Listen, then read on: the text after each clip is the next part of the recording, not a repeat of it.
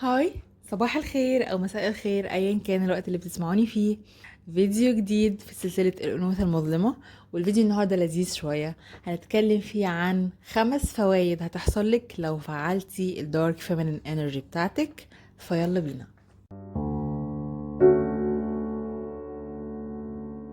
الطاقة الدارك فيمينين دي أنا بالنسبة لي بعتبرها كنز.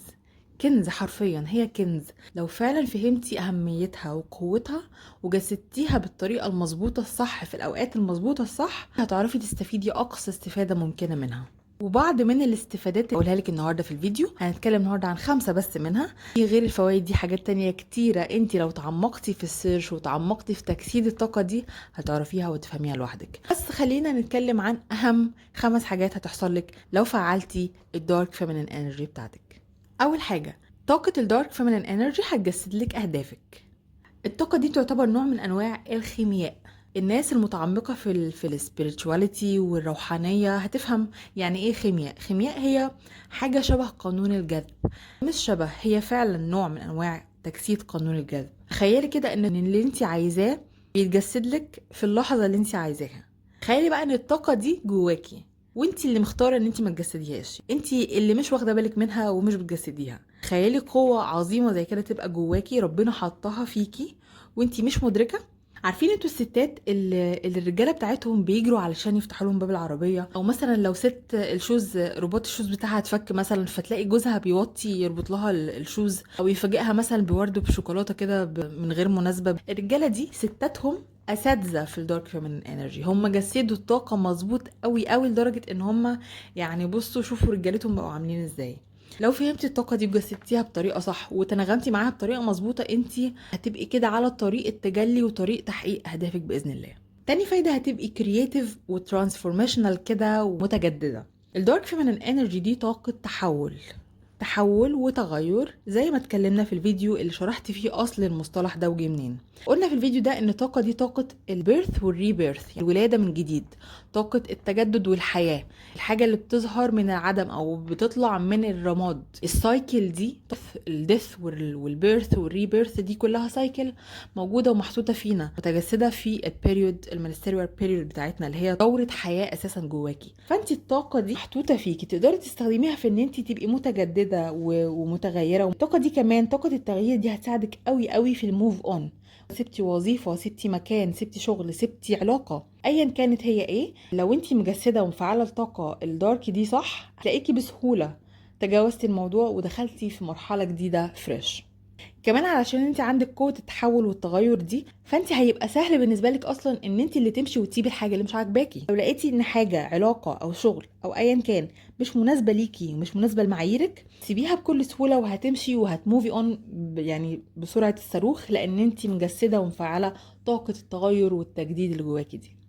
تالت فايده واتكلمت عنها في فيديوهات كتير، هي ان انت هيبقى عندك حدود واضحه وصريحه.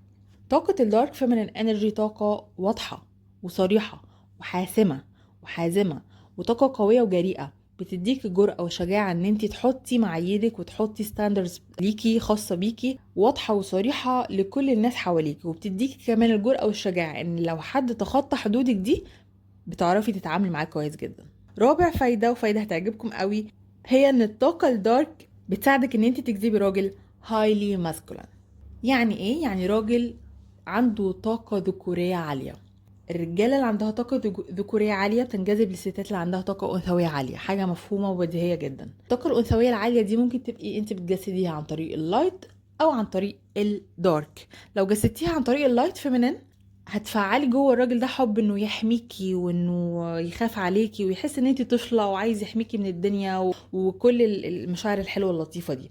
بس الطاقة الدارك بقى بتفعل جواه حتة التحدي، انه الست دي ايه ده، الست دي مختلفة، الست دي وايلد كده. بتفعل جواه ان هو عايز سابق حاجة، انه يوصل لحاجة، يصطادك. كرة ان الراجل صياد، الدارك فيمينين انرجي بتفعل النقطة دي فيه، فبالتالي هيفضل طول الوقت وطول عمره يطاردك، وطول الوقت بيحاول ان هو يكسبك وان هو يتملكك. عارفين انتوا اللعبة دي للأسف بتتجسد اكتر في العشيقات. يعني لو في واحد بيعرف واحدة على مراته، بتلاقي الست دي بتفعل عنده الحتة دي جدا، بتلاقي الست دي غالبا يعني 90% دارك فيمينين وومن، لان هي بتفعل جوا حته التحدي. عارفين انتوا السسبنس ده؟ فليه انت ممكن تفعليها وتعيشوا انتوا الاتنين علاقه لطيفه كده فيها كل المشاعر وكل الحاجات اللي هو عايز يعيشها دي عن طريق الدارك فيمينين انرجي. خامس فايده ومن وجهه نظري اهم فايده فيهم، ان الدارك فيمينين انرجي هتساعدك في رحلتك في التشافي. الدارك سايد اللي جواكي اصلا ده، الدارك فيمينين انرجي دي اصلا عباره عن حاجات مدفونه جواكي. انت اصلا عشان تكتشفيها، خصوصا لو انت من النوعيه اللايت، خصوصا لو انت طول عمرك اصلا ما فعلتيهاش، عشان تكتشفيها وتوصلي لها محتاجه ان انت يعني تفيجر اوت يور سيلف. يعني محتاجه ان انت اصلا تدوري جواكي، تبحثي كده ودوري كده وتغوصي عميقا جواكي، وتغوصي في ذكرياتك القديمه والمواقف القديمه، تتاملي وتبحثي وتكتبي، تعملي جورنالينج، تعملي شادو وورك. كل الحاجات دي هي اللي بتساعدك ان انت تطلعي اصلا الدارك سايد اللي جواكي وتتقبليه. يعني انت بتدوري على الجانب ده علشان تتقبليه وتطلعيه للنور، وبالتالي بعد كده تستخدميه.